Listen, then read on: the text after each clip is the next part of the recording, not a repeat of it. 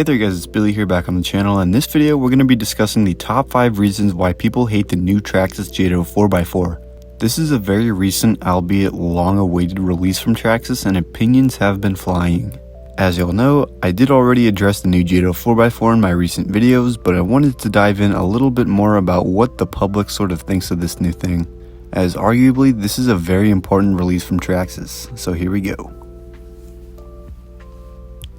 The power system. Arguably one of the largest reasons people are complaining about the new Traxxas Jato 4x4 right now is the current power system they are offering. Although I suspect they released it in this order on purpose to build hype, but it seemed to fall a bit short with some fans.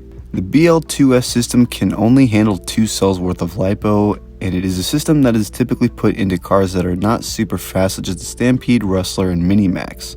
So to see it be put into a 1/8 scale buggy is kind of off-putting. The plastic chassis. Another very large reason many are not about the new Traxxas Jato 4x4 is the plastic chassis. What new RC enthusiasts are not understanding about this is that this has been anticipated by the general public for years. Anecdotally, I have heard talk about Traxxas entering the 1/8 scale buggy game in the coming years, but maybe it was just a hype. Still though, a proper 1/8 scale buggy should have an aluminum chassis, and to see Traxxas just fall back onto this plastic chassis is just a bit disappointing, but not the biggest deal breaker.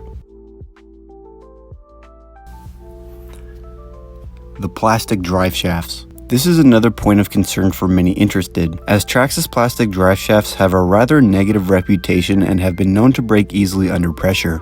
However, this is a point that I personally don't get behind too much, as I recently have actually been able to get a chance to try out these new larger, heavier dutier drive shafts, and they perform quite well. So I can't see these drive shafts falling apart too bad on the Jato. The price. One comment that I have seen repeatedly on the internet across the board is the price. I believe that a lot of these comments addressing the price are justified, as the maximum power it can take is 2 cells. Although I can see a lot of people changing this power system out very early on solely for that reason alone, as the Arrma Typhon 3S is cheaper and offers more power. Interestingly enough, when I went to research the price for the 3S Typhon, I noticed that on Horizon Hobby it labels it as discontinued, which begs the question if they're going to be coming out with a new version like the Senton. Either way though, the Jato 4x4 is a bit steep on the price, especially considering that the electronics that are offered are just not as capable as the rest of the competition.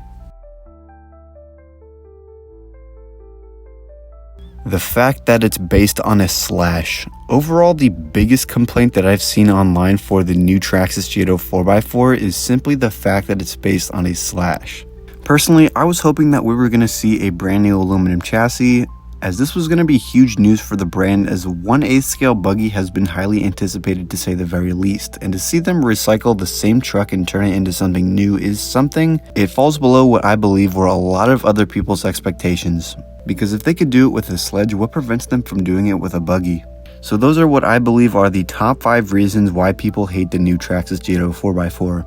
It's been a bit of an interesting release for the new Jato, but I do think that over time it will catch on. What are your thoughts on the Jato? I would love to hear more of y'all's thoughts, and until next time, I will see you in the next video. Bye.